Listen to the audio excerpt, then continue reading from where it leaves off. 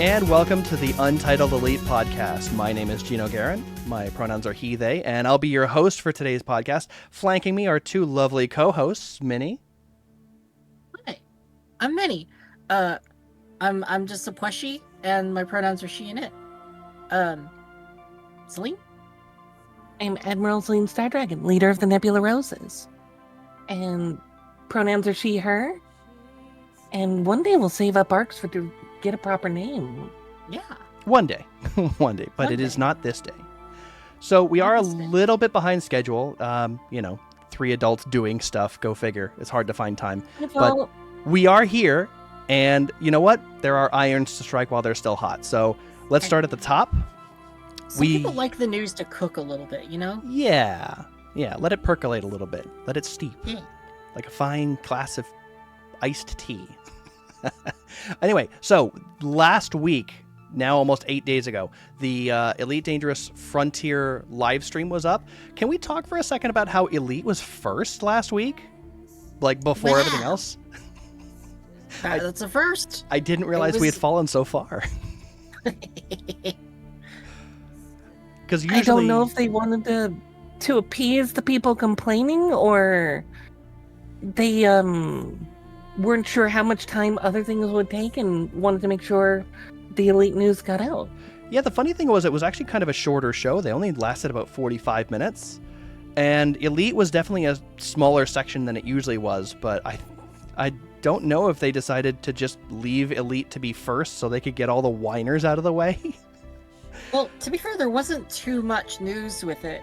It was just, the one big announcement of the new spaceship. Right, we will get to that one. It's only a medium announcement. God damn it.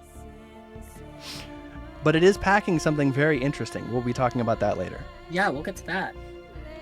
So, yeah, Elite did go first, and the very first thing they were talking about was the new Type 11 Prospector, which I have been catching myself calling the Panther Clipper the Type 11 just for shits and gigs. I won't be able to do that anymore.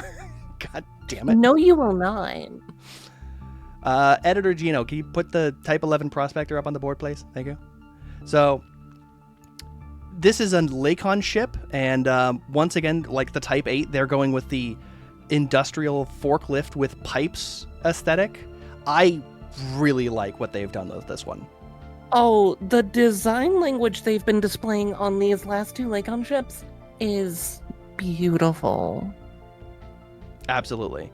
Like, not only is this one going to be the first ship with an actual off-center cockpit, like a lot of construction vehicles in real life do, it's got those massive thrusters on the sides that look like they have extending pylons and what do you call them?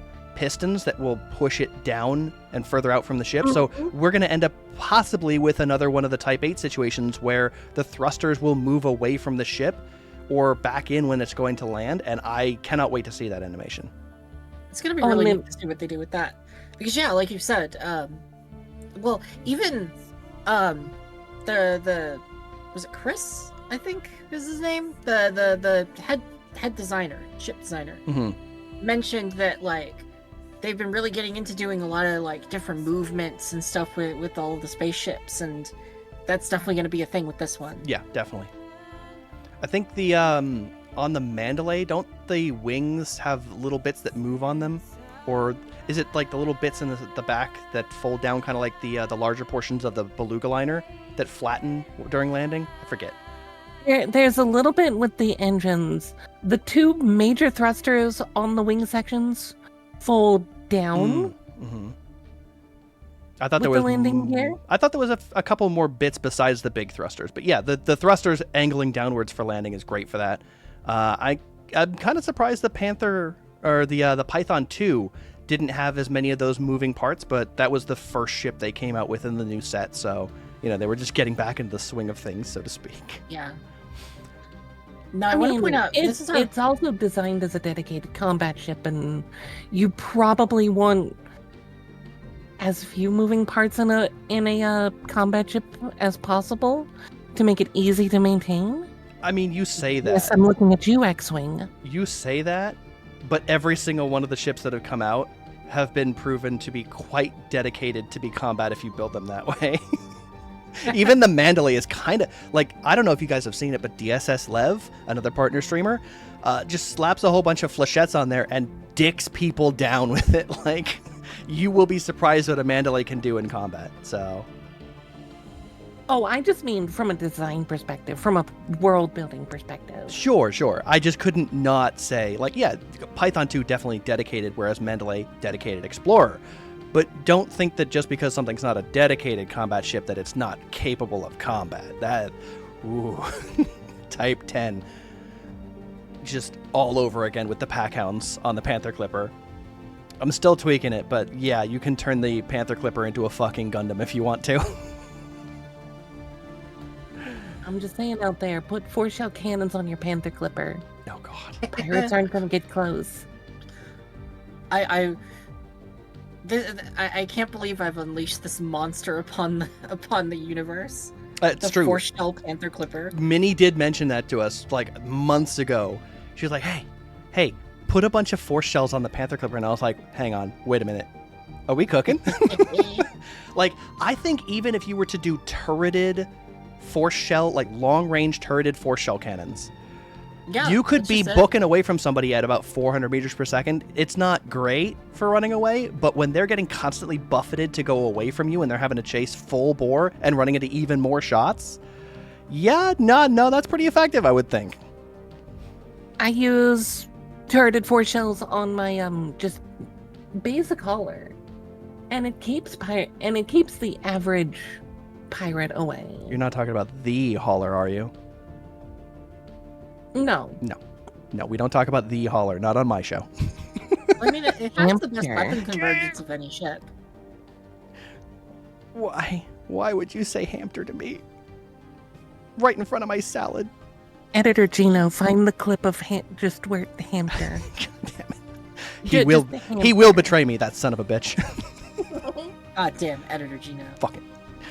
Anyway, so back on task. We have to talk about the Type 11 Prospector, which I very skillfully drove us away from.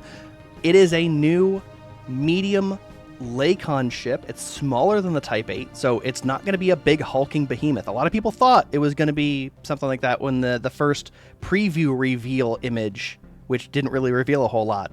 Is it going to be smaller than the Type 8? Did they say that? I put that in my notes while I was watching the stream. I don't suspect it's going to be that much smaller. It's still a medium, but it's probably, Yeah. it looks like it's more compact because, you know, the Type 8, seriously, like it has giant open area in front of it. It probably looks bigger than it actually is cubic meters wise. But it's also dedicated as the first mining specialized ship. We've had explorers, Yep.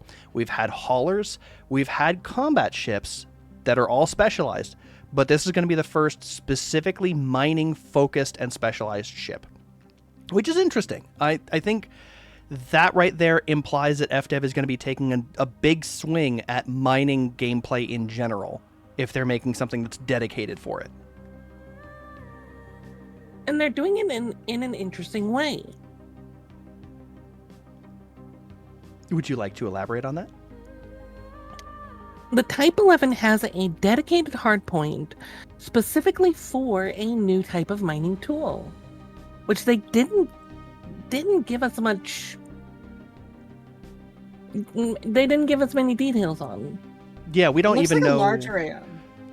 We don't even know exactly what type of mining it's going to be doing because they said it was going to be for a new type of mining gameplay, which I have thoughts on. Minnie, go ahead and say your thing before I go off. Like I'm looking at the pictures right now. Editor Gino, make sure you have them up there. But if you look at the Type 11, the slot that this goes in looks like a large or even a huge hardpoint. It's a large. It's a large? Okay. Mhm. Yeah, Yeah. confirmed. And because mining tools don't go above size 2, so this is going to be a first.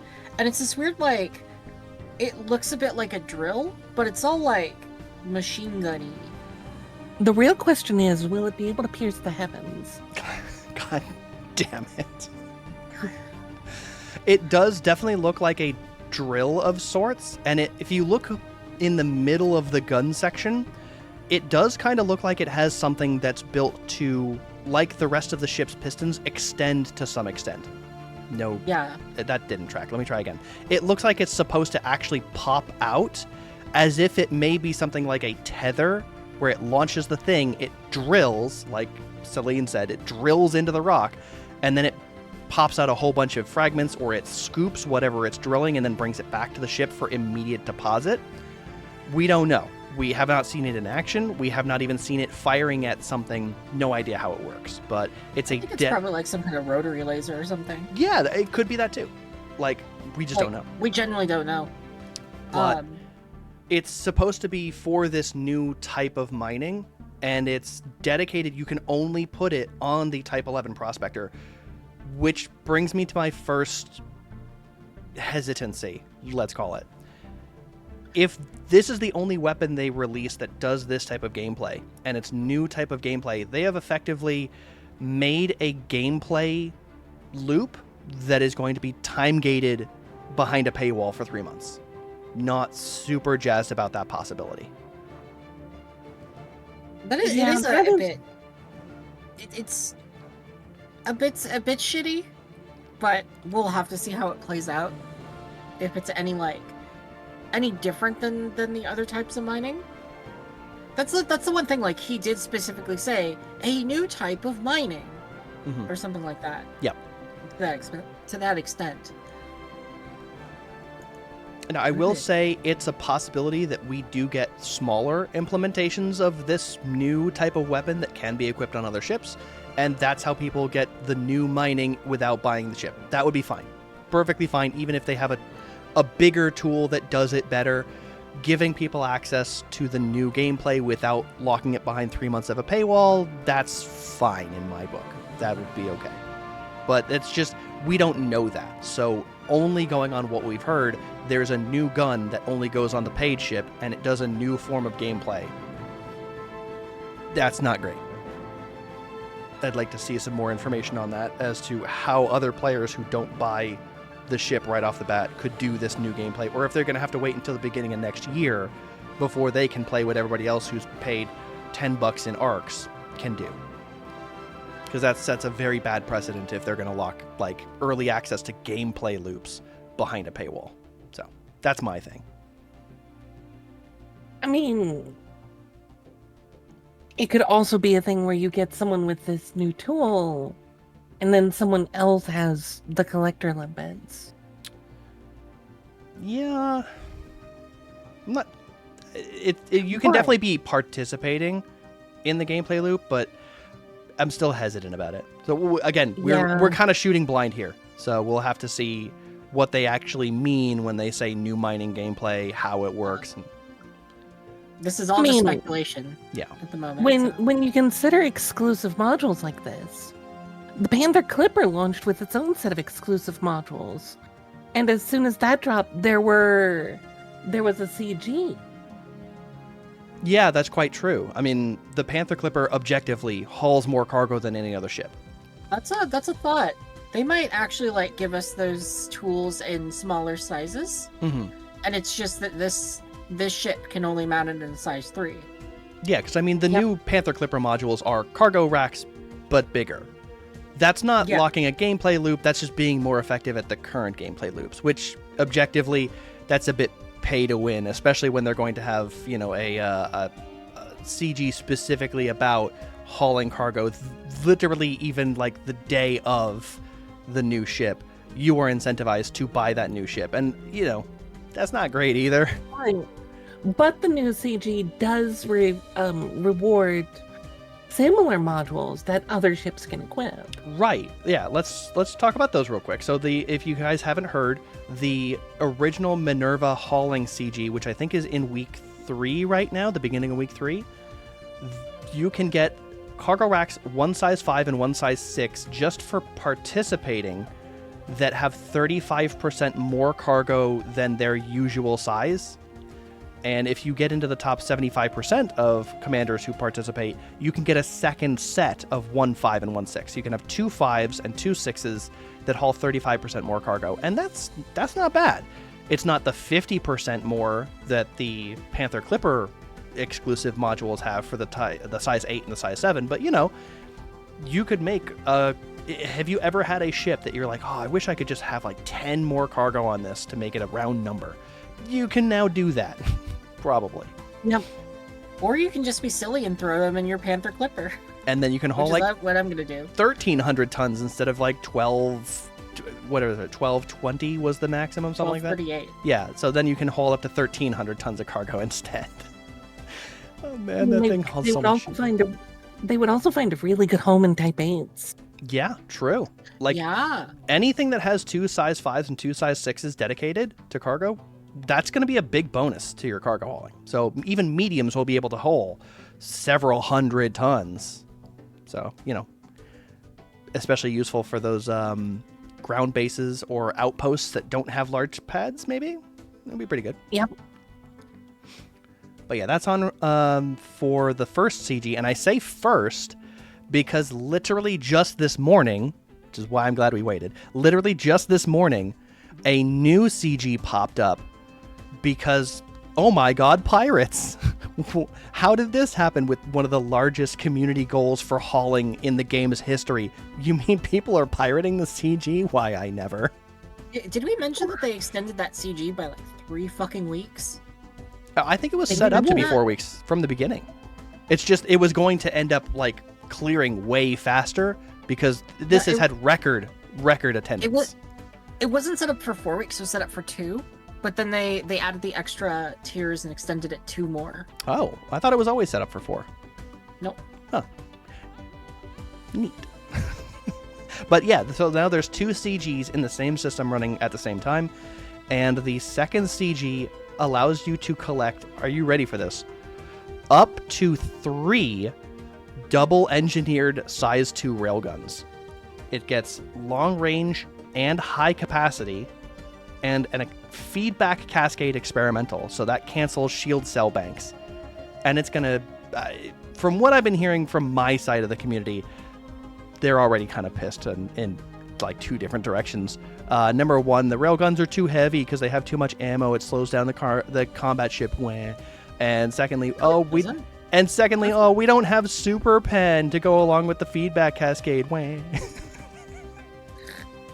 Can't you change the experimental?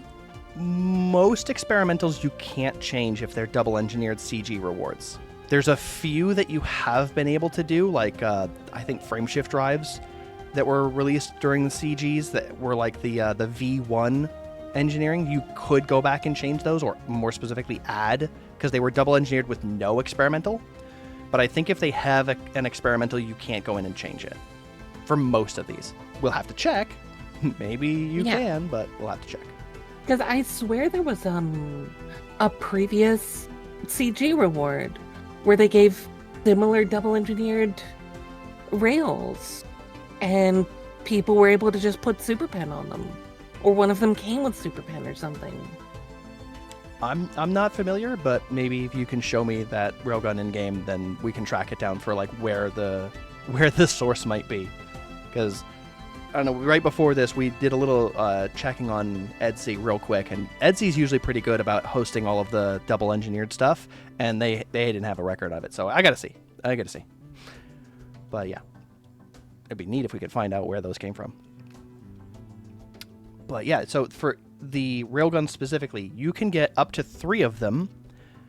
The one you just get for participating. You can get a second one if you get up into the top 75% of bounties turned in Minerva, and you can get a third one if the CG gets up to rank 3. It's rare that we see CGs that have bonus engineered stuff available if you hit a certain tier of the CG. This is kind of interesting. If I remember correctly, I'm just going to interject again. Mm-hmm. They used to do things like that, but you have to get to top 25%. Or possibly even in the top 10. Yeah, they definitely had those where like rankings were really important. But I'm trying to remember if they had one where you had to reach a certain tier above tier 1 to unlock a specific thing as the reward instead of just more credits or, more reputation reward or whatever it was. So, I'm trying to think. Nope, it's gone. I don't think I've seen that. It's been a very long time if they have done them. I'm sure we could probably go through Galnet and try to find the one time where we can point to, oh, look, hey, here's another, like, anti-corrosive cargo rack, size 4, if you get up to tier 4. I don't know. Something like that. It was that kind of long ago. All right, so with how long these things are taking, it's no wonder Vanguard's has been delayed till late August. Oh, yeah. That was the last part of the Frontier Unlocked. They were like, oh, by the way, Vanguard's? Yeah. It's not happening until the end of next month. We might have implied it was earlier than that. It's not. Go ahead, Minnie. I'm going to be honest. Again, I'm not complaining. Whenever anyone delays something, it's like, okay, that means they're taking their time, not just shoving it out. Yeah, absolutely. So, yeah. I'm 100%, especially because if we look back at, all of the customizations that they were talking about, the fact that it seems like they're tinkering around with allowing people to mess around with cross-sectional inventories, like not just transferring from one person's inventory to another by buying and selling on a fleet carrier, but literally setting a ship from your inventory to be borrowed by anybody in your squad. Yeah, and then they have it. Yeah, that's one of the bigger things that they've talked about with Vanguards is like you're going to be able to have squadron ships that are like part of the squadron. Mm-hmm. So, yeah, you're right with that. And those squadron ships get to have whatever decal you can come up with, and I'm sure FDev is rigorously testing right now to make sure that it's impossible to draw a dick on your ship. Bastards. Someone will find a way. Yeah. Oh yeah, somebody's Life going to will find a way. They're testing really hard, I'm sure, but I'm harder. Wait, do we get custom decals with this? Oh yeah. It's very Halo 3-esque, if you remember that. Oh, that's right. Mm-hmm. Okay, yeah, we talked. I remember. It's been a hot minute since anybody actually cared about it, because like it has been a minute. Mm-hmm. But I am excited to see those, especially because theoretically now you get to decorate your ship in a way that is custom to you, not just pre-made paint job, pre-made ship kit, pre-made logos, and then whatever words you can fit on to, the very limited space. You get to really make a squadron logo your own, and it's going to be interesting to see what people make. A lot of people are going to take it seriously. A lot of people are not, and I am very on board for both. It's going to be an interesting thing to see. For real. Mm-hmm.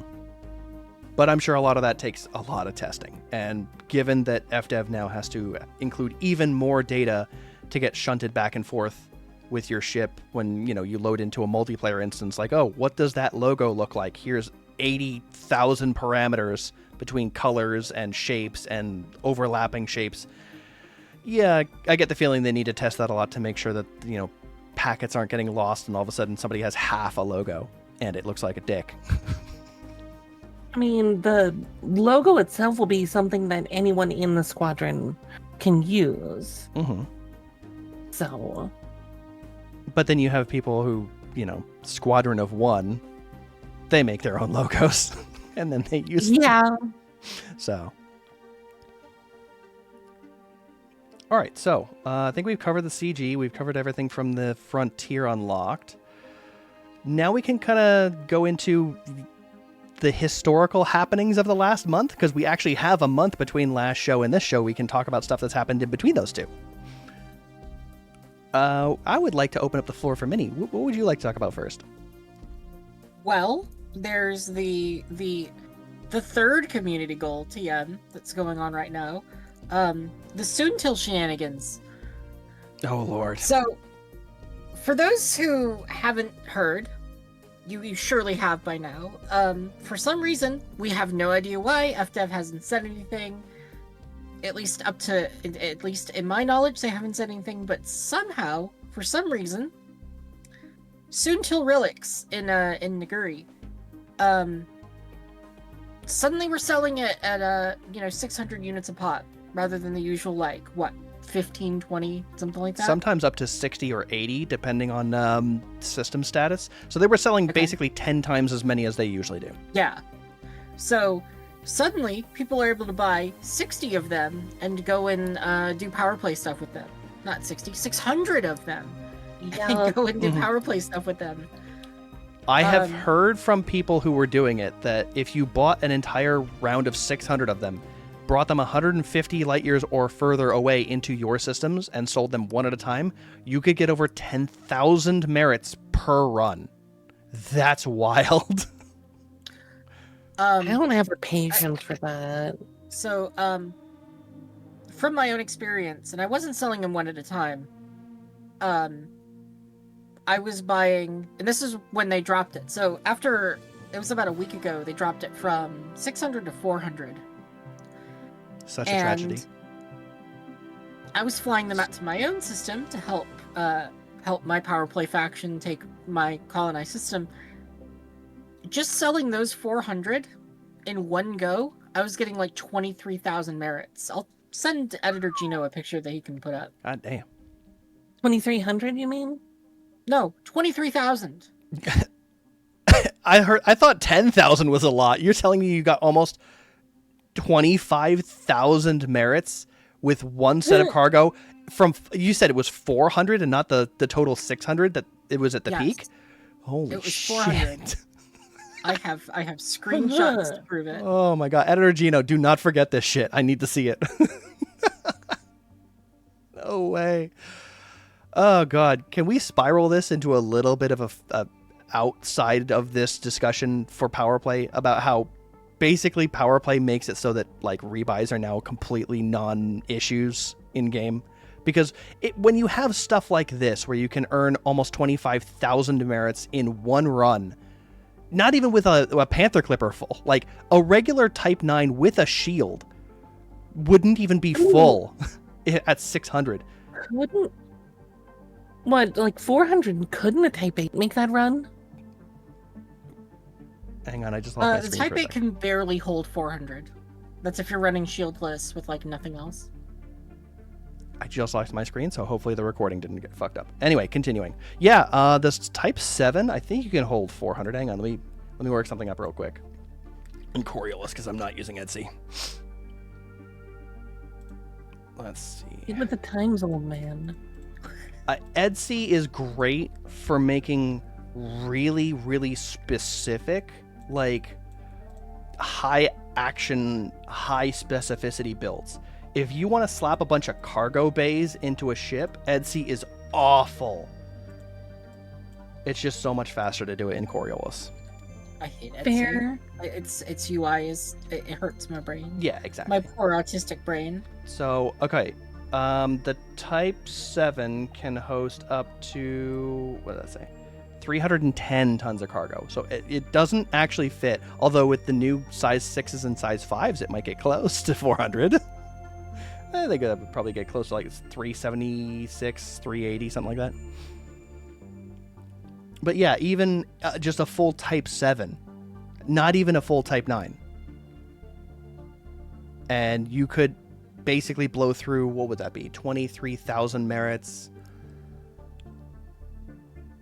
You'd get quite a bit through it. Just a few. Just a bit. One or two. Okay, Minnie, I got the screens from you. Let me take a look. Oh my god, Yeah. you weren't kidding. No, Holy shit. that's almost 24,000. In the wabbit hole. Yeah, no, that's wild. And it's somebody brand new doing this who's got, you know, a Type 7 or a Type 8 that they just purchased with credits, or even they go as high as a Type 9 and just slap a whole bunch of cargo bays into it. They could go through 23 to 24,000 merits. I'm pretty sure right now the Soontel relics have gone back down to like 40 to 60. So it's not any more as insane as it was before, but like this could happen at any time, and you could make, oh, what is it, like 750,000 merits to get to rank 100, so you can get like 6 or 7 levels with just that one run. That's wild. Yo. And then rank 30, you're basically immune to rebuy in your systems, controlled by your power. At rank 60 something, you're basically immune to rebuy from all players and most power play ships. anywhere, especially in your territory, but like any player is going to be pledged to another power play. So 11 out of the 12 powers, you're not paying any rebuy if anybody kills you. Like, this is wild. It's so fast now. Sure, this stuff gets popped up every now and again, and it's not consistent, but they just keep on making it easier and easier to engage with the community and not have to pay any penalties, no rebuy, like, money flows like water. It's crazy. Okay, and Celine has sent me the railguns, and in fact, they are high-capacity magazine with super penetrator, and it says pre-engineered right there, so, you know, and you can Gino see put the them up there. range. You can see the range. 6,000 6,000, kilometers. 6,000. Yeah, 6 kilometers. That's a long range, and it says high-capacity magazine. You were 100% correct. So we have feedback cascade and super penetrator on both of those pre-engineered railguns. So I have to go check to see what CG those came from. That's pretty funny. So I guess maybe the PvPers are complaining about something legitimate. They don't have the super pen that you do. Mm-hmm. Okay. And I mean, speaking of engineering, this can lead into the next one. Speaking of engineering, y'all have heard about the stink about mirrored hulls, haven't you? Oh, God. Yeah. I will let you girls take the forefront. I get the feeling I will probably just run off to the races if I'm not letting you go first, and I don't want to step over you. So go ahead, discuss. So for the uninitiated, there's a not-so-secret trick. With certain ships that can put enough hull reinforcements on, you can put mirrored hull and stack thermal resistance up to like 96%. And make yourself virtually immune to thermal-based weaponry. Kind of. Also, And I read that you can also stack like resistances on the hull reinforcements and basically make it stack overflow or something like that. Yeah, so I'm going to put on the... I'll show like a step-by-step on Coriolis for an Anaconda. So step 1, put a mirrored surface composite on the ship, and then engineer it to thermal resist grade 5 with reflective plating. That right there alone puts you up to 72.4% thermal resistance. So, that's the maximum thermal you can have on just the armor. No HRPs at all. Then go ahead and add hull reinforcement packages. The way I like to do it, all of the size 5s, engineer them for kinetic resist grade 5 with deep plating. Okay, so this particular engineering will give you several hundred, I think it's almost 500 armor, so that's absolute. And then it should give you 40% kinetic resistance with some diminishing returns or extra returns if it's negative, back and forth. And then minus almost 10% explosive resist and minus 9.33% thermal resist. But there's an issue. Going past about 70% on thermal resistance actually causes the negative thermal resist, the minus 9.39%, to make it go up about 0.7% on thermal res. So if you do this with every single spot you can, I like to do the size 5 hull reinforcements with kinetic, and then anything below size 5 set it to blast, just because people tend to use missiles a little bit less. And I'm going to go ahead and do that right now on my end. And maybe I'll have a quick recording of something where I throw it together on screen. It's so tall because of all of the engineered stuff you put on here that you can't actually have it all on one screen unless you have like a sideways monitor. It's that much that you're doing to this. But let's go ahead and just do all that. And of course you want to do maximum sized on the reinforcements because you want the maximum amount of hull as well as the resists. But if you do it that way, last resist, deep plating, last one, your thermal resistance on an Anaconda goes up to 90% thermal res. 10 laser shots do the same damage as one actual laser, like at 0% resistance. So you're theoretically 10 times more resistant to thermal damage as opposed to no resist. You don't usually have no resist on thermal for a hull. It's usually around 30%-ish, but that basically means you're 3 times more resistant to thermal damage. And it's fine. 7,300 absolute. You get it with the positive reinforcements you get from the kinetic and the blast resist. You get up to like 63% kinetic, 54% explosive. So, you pretty good resists on those. And then 90% thermal. So you end up with about 16,000 explosive health, almost 20,000 kinetic health, and almost 74,000 thermal hull on just 7,300 absolute. So go ahead and discuss now that I've talked about the science.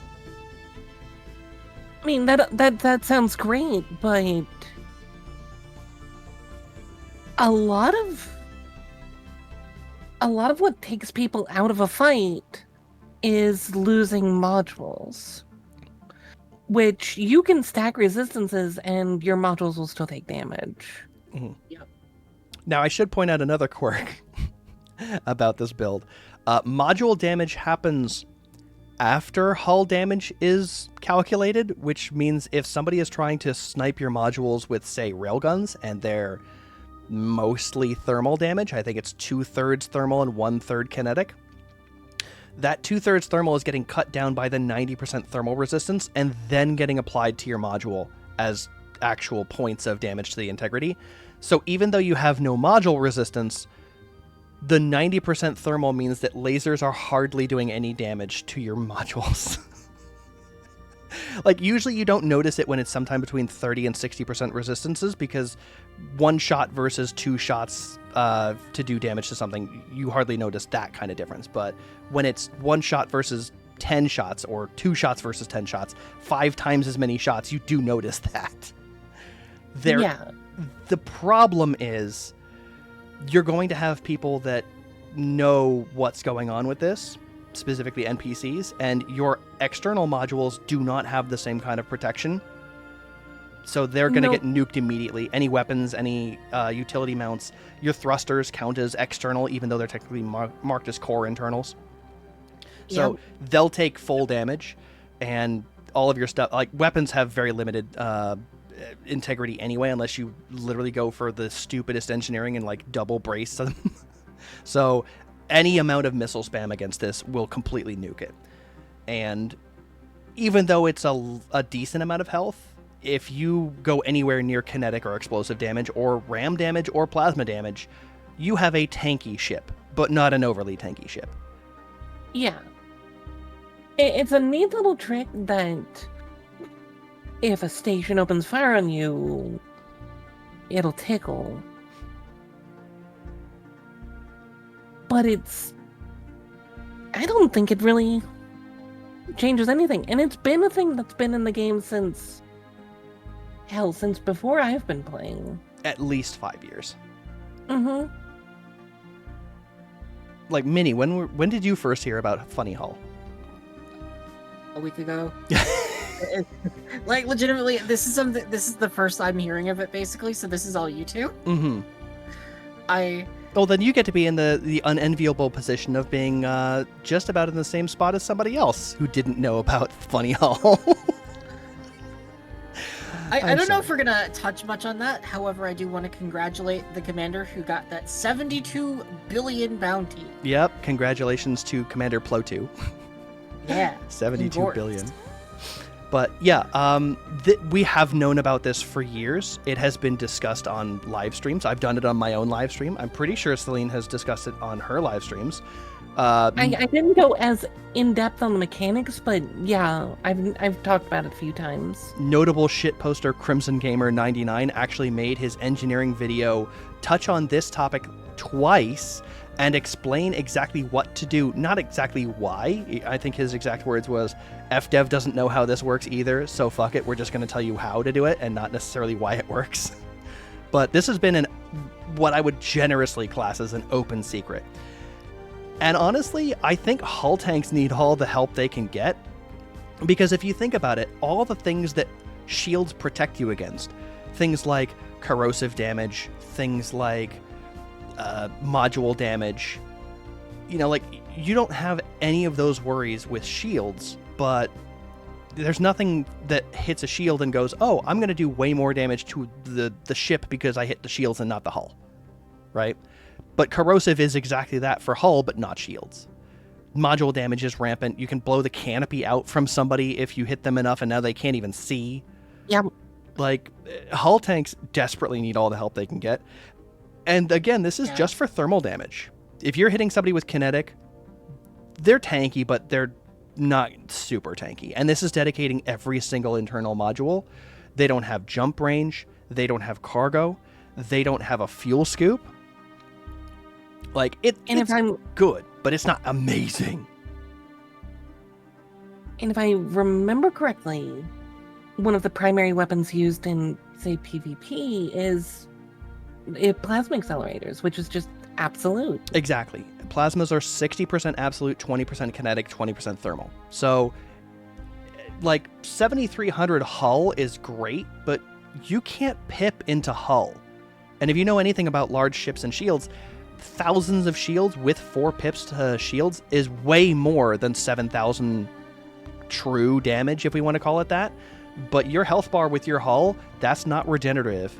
That's not something you can make stronger by putting pips into hull, because you can't. So you're stuck with that health bar. And on top of that, the health bar of every single module that's getting nuked off by somebody who's literally just touching you. You might say, oh, well, you don't have a shield. Silent running, first of all. These are large ships. You can hit them with your eyes closed. And secondly, emissive is a thing. Getting close is a thing. Actually, getting hit by somebody. Sensors. Yeah, well, I mean, getting hit by a ship actually resolves it on your sensors. A lot of people don't know this, but if you are silent running or have a heat sink popped or anything that's making you nice and cold, and you are hitting them with directed fire, like lasers, multi-cannons, anything that's not its own individual seeking, like missile or torpedo or mines or whatever, if you have directed weapons, you are getting resolved on sensors. They can see you. They may not get gimbal snap, but they can see you. They can target you. So It's not even a stealth build. Like, most of the time, I have seen Anacondas or other ships that do the funny hull for 1 or 2 dedicated purposes, and that's usually hanging around a location and trying to shoot at people going in and out of stations with long-range lasers like the Death Star Anaconda, or inside of a station with the force shell cannons that we saw during Jameson and Mars High, which I made videos about. It's very funny stuff. But, like, that's just it. If you are doing that, you are competing with the inside of a station's lasers, and then the second you go outside, it's lasers and multi-cannons, and you're getting shredded. Like, you're going to have to eat a rebuy if you're not very careful with the funny hull as well. So, it's not the cheat code people think it is, especially if you're up against somebody who even slightly knows what they're doing. Ramming, plasmas, there goes your whole advantage. Emissive, there goes your advantage. Missiles, there goes your advantage. So, I mean, big shrug. Like, you got caught out by a niche build. That's kind of the point. And again, I set this up earlier. Rebuy is really not a thing anymore. So, Anyway, it's a funny little thing to experiment with, but it's basically a quirk. Like, I can't even say that it's an exploit, because we know that FDev knows about this just as long as we have. And they've never done it. It's funny that it's just surged into topics recently. I get the feeling it was because people started camping the station at Minerva for this particular CG, and people started reporting, wow, this guy was bouncing me around the inside of the station or like lighting me up with lasers, and he was just getting eaten by the station, but he just wasn't dying. Is this cheating? And it's like, no, it's not cheating. It's a very particular build with a very particular thing that it can do.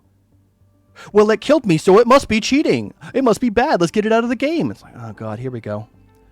I've heard that exact same thing for almost every single implement I've ever used to kill a commander. Oh, frag cannons are so easy, they're basically cheating. Oh, the Mamba's basically cheating. It's like, guys, at some point you kind of have to play the game, and maybe slapping a shield on your Type 7 and high waking instead of trying to fight me with your pulse lasers is gonna make you live a little longer than doing the thing that you're just doing. Tankers don't know how to fight. We could go off on this whole thing. That exasperation. We could go off on the whole thing. Elite Dangerous is built, especially with engineering, to favor defense. If you get caught out, you are either brand new and congratulations, welcome to the game. Maybe switch over to solo or private group while you're still learning to fly. Or you have decided to try and min-max your build, and this is what happens when you min-max. Sometimes you max out your profits, and sometimes I minimize you to dust. Like, that's what you signed up for, especially when you clicked open.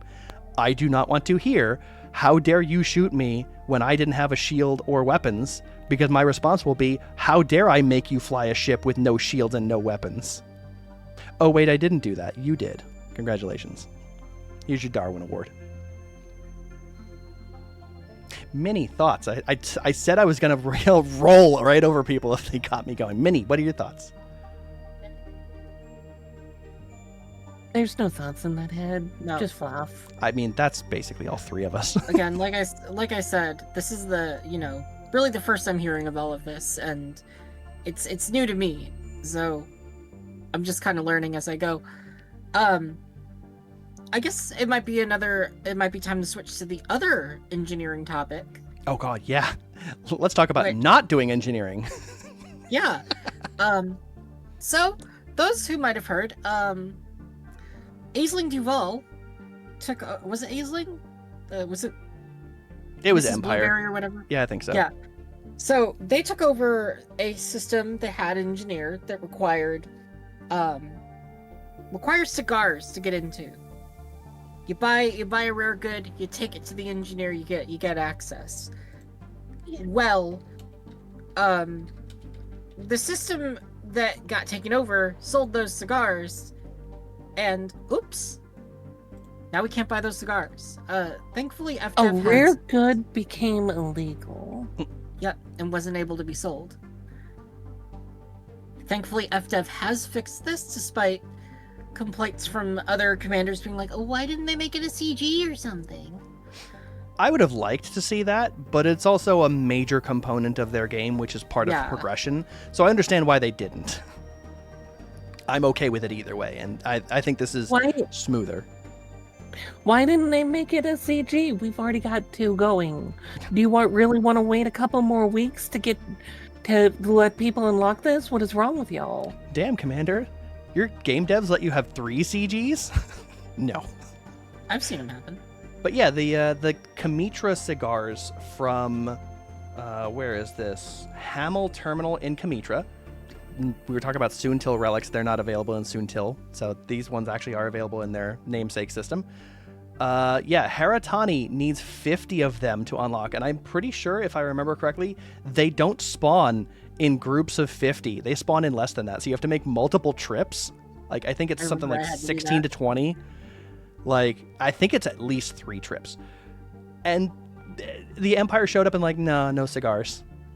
Close, but no cigar. And then how the hell are you supposed to unlock Haratani? Like, she is specifically for... Oh, that's very funny. You need to actually unlock Imperial Navy rank of Outsider. Like, so the Navy rank is required, but the Imperials fucked up the unlock. Amazing. Yeah. But yeah, she's the one that does grade 5 power plants, very useful, and power distributors. I think she's in the bottom right ass end of the bubble, so she's a little hard to get to. But when you really need to get grade 5 power plants, and Marco Quent, the little bitch, decides to only do grade 4, like an asshole, Hera's where you gotta go. And she was not unlockable for a while. Because of the Empire that you have to have rank with in order to unlock her. God, I love this game. But that has now been resolved. So, yeah, that's good. You know, everything's back to normal. We didn't get any fun... I don't think there was even a Galnet article about it. I think there was just a couple of people writing fan fiction on Inara like, oh, the Empire was burning all the cigars, but negotiations have happened and now they won't. Yay. Nothing ever happens. Okay. I think that one, we got that topic covered. Do we have any other topics? That's a good question. Have either of you been doing anything interesting on stream as of late? I mean, I've been 3D lately. That's right. You've switched over back to your 3D VTuber model after spending quite a lot of time in this particular body. And also the Well, ferrets and the goblin one. it mostly so I could use my hands because I figured out a good portion of how I talk is with my hands. So You're Italian. Got it. I can say that. look, I'm from Jersey. enough pasta to be. Look, I'm from Jersey. I can make fun of Italians, even though I'm not Italian. And good Lord, Baby bobbity. I'm making a pizza. I'll cook a pizza. Look, I've seen how they cook. If they would take me and teach me more tricks on how to cook, I'm 100%. I'd be down. Something noodle joke. I can't. But pasta's good. That is true. I know how to make fresh pasta. Shush. And correct me if I'm wrong, but you actually made your 3D models, right?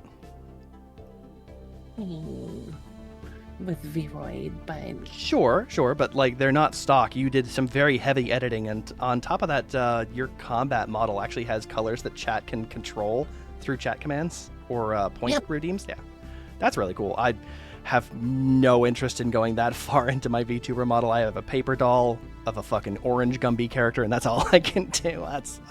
That's it. I'm done. That's all I'm gonna do.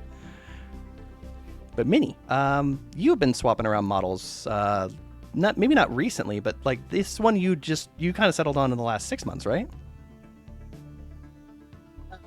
Gino, it's been over a year now. Has it? Oh my god, I've been a plushie for over a year. Mini, well, I'm starting to call it 3.0 now. But that's getting worked on sometime eventually. I'm just kind of getting back in the swing of things, though. I just got back from a month in Arizona, and that was a pretty great time. We missed you. Yeah. No, we intentionally held back on doing this show just so we could have you here. Yeah. As much as the Admiral tried to tell us not to. Hey, I was missing time too.